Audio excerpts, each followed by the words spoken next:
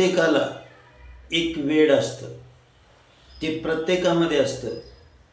स्वतःविषयी बोलण्याचं, स्वतःचं मोठेपण पटवून देण्याचं, हे प्रत्येकामध्ये असतं आणि प्रत्येकाच्या ते अत्यंत आवडीचं आहे.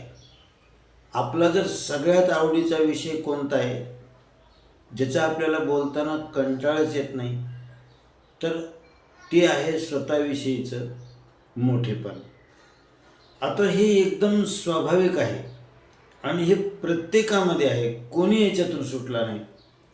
स्वतःविषयी स्वतःचं मोठेपण, स्वतःचं कर्तृत्व कोण्याही रूपाने, स्वतःचं महत्त्व, स्वतःचं श्रेष्ठत्व सांगणं हे माणसाचं सगळ्यात मोठं आवडीचं काम आहे.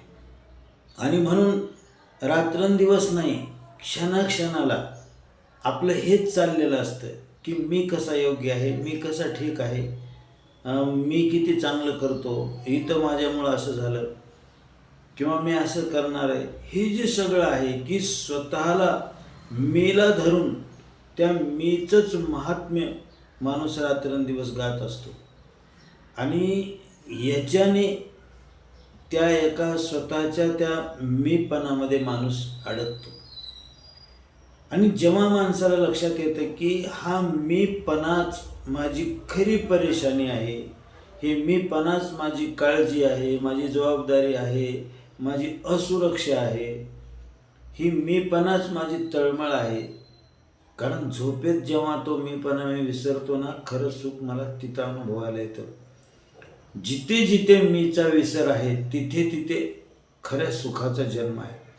आणि म्हणून स्वतःला विसरून देवाविषयी बोलत राहणे याचंच नाव भक्ती आहे.